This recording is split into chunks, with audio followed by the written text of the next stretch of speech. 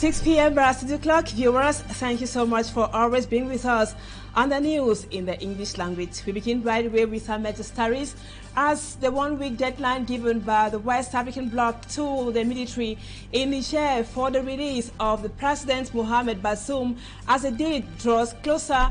The future is uncertain and might be bloody in Niger. France, Germany evacuate their nationals from that country, and the United States of America has as well evacuated its embassy from Niamey.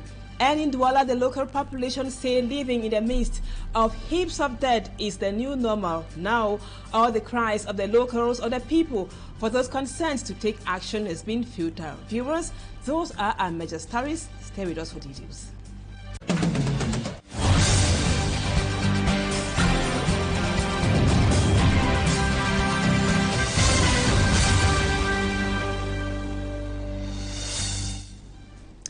Welcome back, viewers. Thank you so much for being with us on the news in the English language on Equinoxe Television. My name is Anna Bilaleke. Now we begin with this story. Several old and dilapidated buildings in the economic capital, Douala, are major preoccupations to the population as it is a threat, not just to the inhabitants, but also to those living around those dilapidated and old buildings. In the report which comes up next, Mala Glory spotted some of those buildings in New Bell here in Douala and now presents to us the state of those structures. This four-story building in the Ikopu-Blinkululu neighborhood is showing signs of collapse and a great danger to the inhabitants.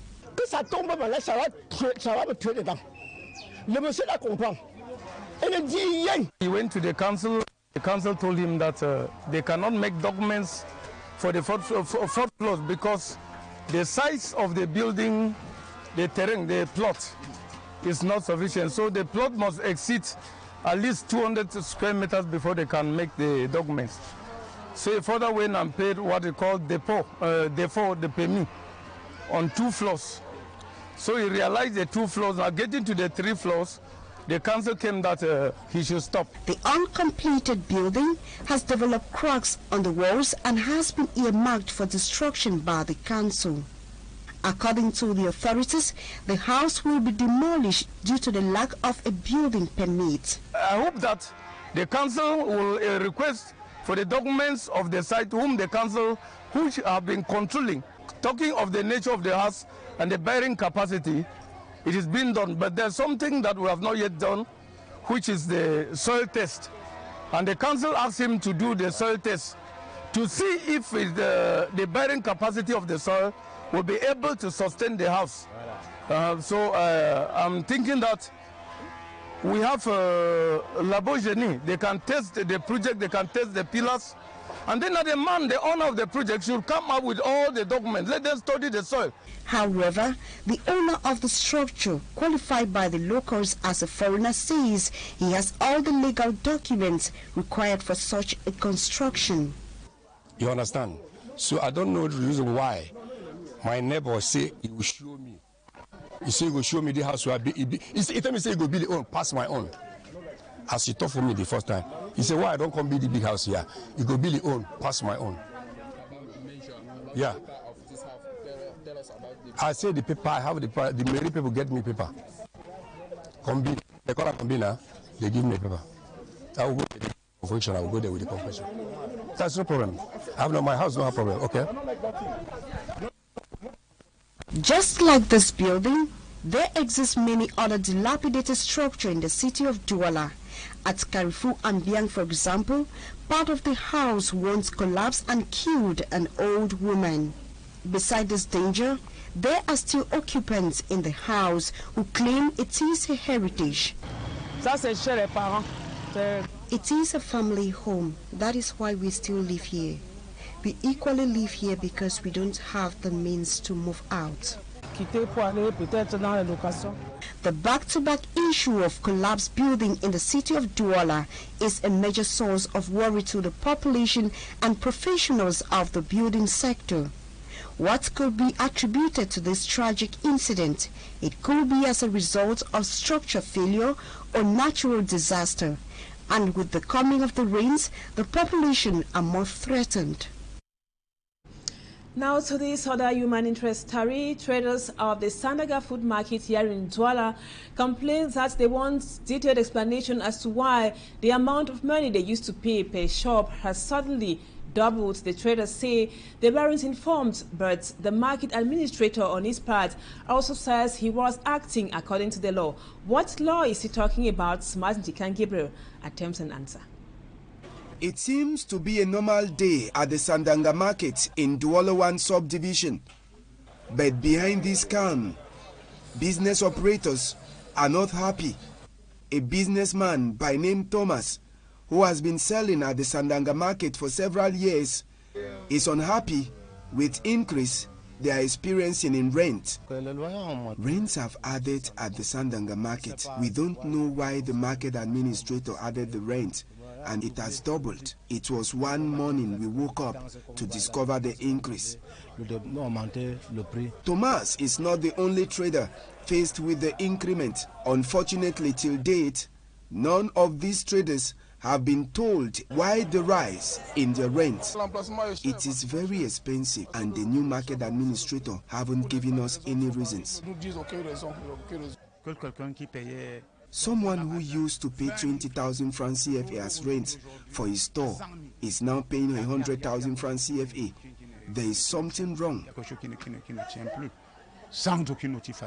The market administrator that we met told us that all is being done according to the law in place.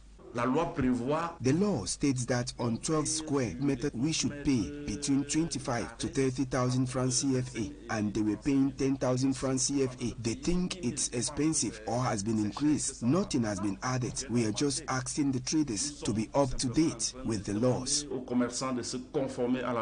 Apart from the increase in the rent, the traders told us off camera that a private market operator is asking them for the sum of 2.5 million francs CFA. The market administrator refused to comment about the issue of the 2.5 million francs CFA. As the traders of the Sandanga market continue to cry for justice, the market is begging to be cleaned as business is done inside debt. And still talking about worries of traders, from Douala we take you to the far north region of the country, where traders of the Mokolo market in the Mayo Tanaga division are decrying high rents also imposed on them by the council. They say the security situation of the region has made life very difficult for them, reason most of the shops have not yet been occupied after that market was inaugurated. Lucy Diengu is here to tell us more. Since its inauguration on January 18, 2023, 7 months after, the Mokolo Modern Market in the Mayo Tanaga division has not been occupied. Traders complain the rent fixed by the council is very high and they are unable to pay. The market is closed because traders are not in accordance with the rent. It is good for them to have a review of the rents because we can't afford it. If not, it will be abandoned. Out of the hundreds of shops, less than 10 have been booked by few traders capable of paying. Others complain the economic situation of the area, plus to the Boko Haram security crisis, has further worsened the situation.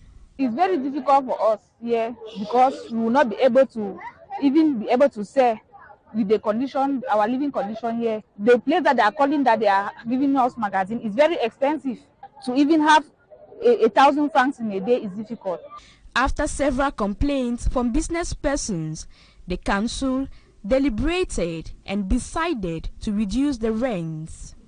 Shops of 55,000 francs were reduced to 35,000 francs, that of 25,000 francs to 20,000 francs, and 20,000 francs to 15,000 francs, while shelves for rent cost 5,000 francs.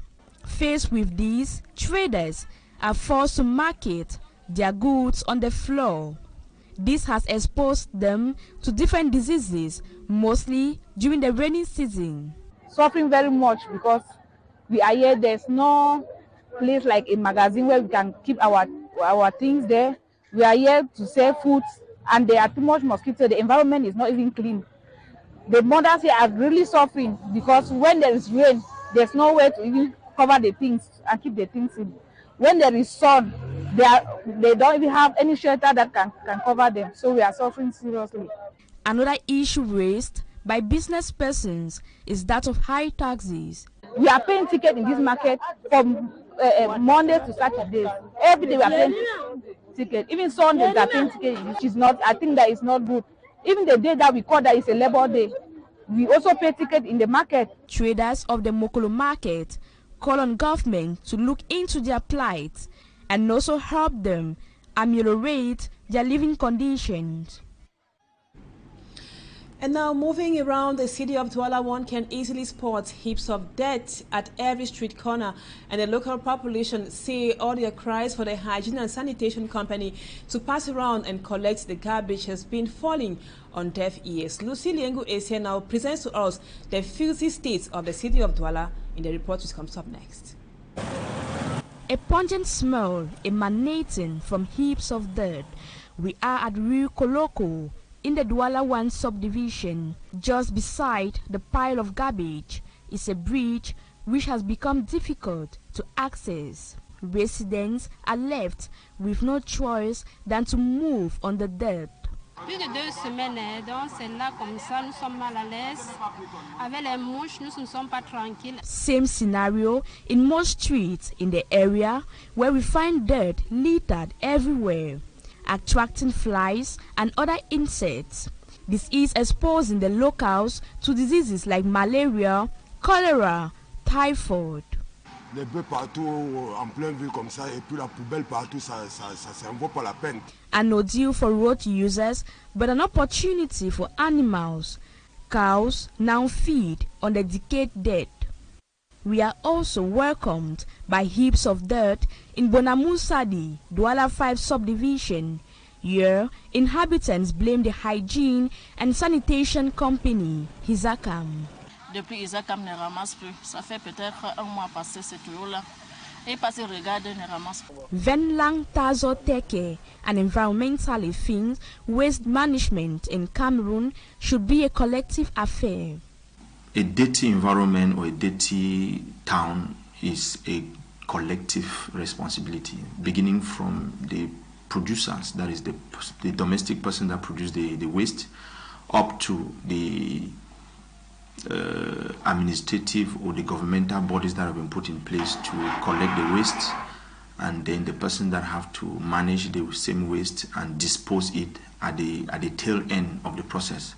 He also says recycling waste can be a better option to manage waste disposal.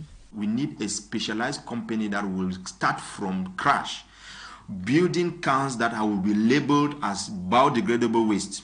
This one is waste that can be biodegradable. This one is normal paper. This one is plastic paper. This one is broken bottle. This one is syringes. This one is iron. This one is this. And when those things are labeled and placed at the home of every citizen in Cameroon, then we can start saying that we are taking a step towards handling this waste that is disturbing us, which can be transformed to something useful, because this waste is very useful. And the waste that we're going to produce can be transformed into fertilizers, can be transformed into other usable things that will be of benefit to humanity, rather than just going to dump them in the environment, burn, which it's not still a healthy process for the ecosystem. Streets, like markets, are filled with dirt of all categories and sizes. We are on the broken bridge, popularly known as Pont Cassé, in the Douala 5 subdivision. The pungent smell is a nightmare to the population, who are even unable to access this stretch of the road. Just the dirt alone has occupied the entire road. It's really a problem to the inhabitants of the Douala 5 subdivision. For Equinoxe Television, I am Esia Luciliengu and Dalashana. Thank you, Lucille Yengu is here. And now we talk health. Official statistics indicate that just 17% of nursing mothers are able to breastfeed their babies exclusively for at least 6 months, and that goes against the recommendation of the World Health Organization. Those affected mostly are working class ladies, as Immaculate Fogwe tells us that they have a problem of managing their time. Teke Nadesh and Bako Yvonne are both nursing mothers residing in the city of Douala. With babies less than a month old, both of them are determined to respect the 6 months exclusive breastfeeding duration recommended by the World Health Organization. Aware of their busy schedule, they have opted for better alternatives that can ensure that their babies are fed with breast milk while they are at work. I am a teacher by profession, so with a newborn baby like this, a five days old child, I always remove the milk and preserve the milk. I preserve the milk for some few hours with my babysitter. She gives it when the child is in need. Yes, I give. There's somebody at home that takes care of the child. That means the child has a nanny, so we can do breast pump. I do breast pump and I put it in the fridge so that in time where the child is crying, she can give the child. According to Cameroonian law, female employees are generally entitled to 14 weeks of paid maternity leave. This leave can be extended in case of illness resulting from childbirth. However, after the maternity leave is over, these women often face challenges. Where I work, there is no room made available for us nursing mothers to breastfeed our babies. During the break period at work, I rush to my house because my house is not far from school. I rush to the house and I also breastfeed the child at that moment before waiting the time that I'll close from school and go back. According to health experts, breast contains antibodies that help protect a baby from illness and supports the growth and development of the baby. In order not to deprive babies of breast milk, midwives propose better alternatives. Squeeze your breast gently, keeping your finger and thumb a few centimeters away from your nipple. It can be kept in an air-free environment within 3 to 4 hours. It can also be conserved in the fridge within 48 hours and the freezer for 4 months. According to health experts, just 17% of nursing mothers in Cameroon feed their less than 6 months old baby with breast milk exclusively. Employers in the private and public sector are urged to make available a room where these nursing mothers can freely breastfeed their babies. And now on to this other news element. Land disputes continue provoking social tension, especially in urban centers in Cameroon. It is recurrent in the country's economic capital, Douala. Most often, several persons have been arrested in the Douala 5 subdivision in connection with a land dispute. Babila Jonathan has more. 14 persons in pre-trial detention in the Douala Central Prison over a land dispute in Lendi, Douala 5 subdivision. They were among 18 persons arrested Monday at Carrefour Alaji, where those affected by the land dispute gathered to oppose the demolition of their houses. The persons arrested are considered as leaders of the protests against the forceful eviction exercise. Arrested by midday, they were questioned by judicial police officers and later taken to the Douala Central Prison same day in the absence of their lawyer. La loi de 90 a prévu. Barrister Michel Simo Fotso decries violation of procedures in matters of arrest on grounds that administrative custody enshrined in the 19 December 1990 law on public order is only applied in the fight against high crime wave. The lawyer goes further to condemn the violation of international laws signed and ratified by Cameroon. He cites the International Pact on Civil and Political Rights. Since Monday, uncertainty, terror and fear looms over the people living on the piece of land. Some, like this man who spoke to us on anonymity, are obliged to leave the area for fear of the unknown. The 32-hectare piece of land was bought by Gabriel Foka and Jonas Dwanla. They sold the land to over 100 persons, most of whom are in possession of land titles or in the process of acquiring the land ownership certificate. after a decision by the Minister of State Properties, Surveys and Land Tenure annulling the disputed land titles. The Kumba, Mutome and Dibunje families are claiming ownership of the land. While the matter is pending in court, Littoral Governor Samuel Deduneva Hadibwa has ordered the suspension of all activities on the disputed portion of land.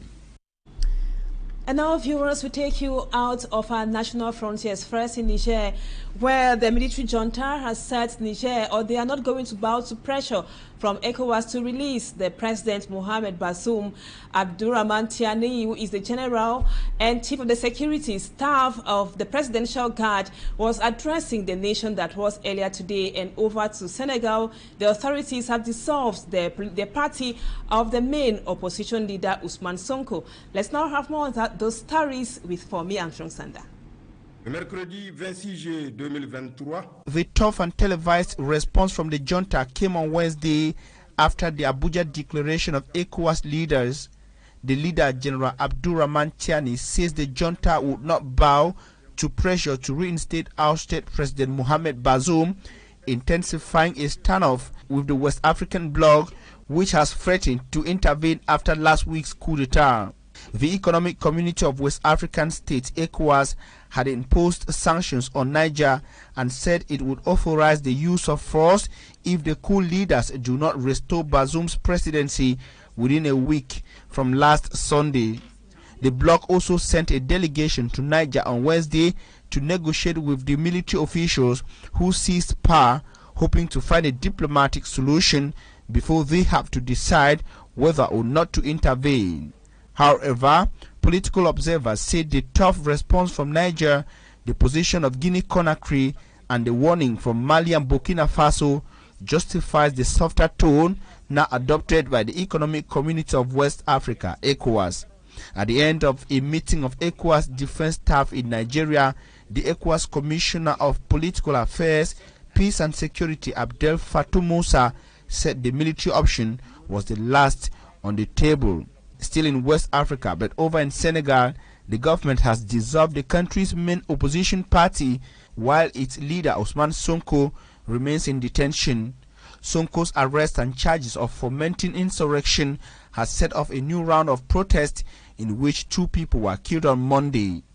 A series of recent legal actions against the opposition leader has triggered some of the worst political violence in recent history in the seaside nation in West Africa. Mr. Ousmane Sonko, the 49-year-old mayor of the southern city of Ziguinchor, has galvanized fierce opposition to the country's president Macky Sall, a key Western ally in a region that is being shaken by a series of military takeovers. Mr. Sonko, a former tax inspector, has vowed to fight corruption and appealed to the country's youth with talks of empowerment and abrasive rhetorics. And as tension continues to mount in Niger, we told you that the United States of America has evacuated its embassy from Niger, while France and Germany continue to also evacuate their citizens from that country. That is, as the deadline given to the junta to release the president draws closer. The deadline is Sunday. China is experiencing country. Over 20 persons have died following inundations which took place in the People's Republic, and it is the first time that China is witnessing floods in the last 60 years. Let's now have more with Cedric Chakutiu. Changes in temperatures this summer, events that scientists say are exacerbated by climate change. On Tuesday, August 1st, President Xi Jinping said everything should be done to rescue people disappeared or trapped after devastating floods in Beijing and its surroundings in the recent days touched the country. Some Chinese media report 20 dead and 19 missing in the Chinese capital and in the neighboring province of Haibin. Among the dead is a firefighter who was involved in rescue operations, while among those missing are 4 professional rescuers from a non-governmental organization who fell into the water. With 4 helicopters, a group of 26 soldiers transported food, water, blankets, and rainwear to Menchungu so as to help travelers whose trains were blocked due to bad weather. According to a local media, The mountainous western district of the capital, as well as other places in Beijing, suffered severe water damage, which caused the blockage of 3 trains in transit and the complete blockage of the road traffic in some areas. Beijing and neighboring Haiba, a province in the north of China, have been placed on red alert for rainfall and geological hazards, with the danger of flash floods and landslides. For Chinese experts, quoted by the media, the current torrential rains could cause even more serious flooding than in July 2012 in Beijing, where 79 people were killed and thousands evacuated. They say rainfall is expected to ease significantly according to meteorological services, but the respite could be short-lived as China braces for a new typhoon approaching in the country's eastern sides. That report by Cedric Chakutu brings us to the end of this edition of the news. Thank you, viewers, for always being there. But as usual, don't go away. Our programs continue at Equinoxe SOIR in about 30 minutes, and the news in the French language comes up at 8 p.m. Stay with us on Equinoxe Television.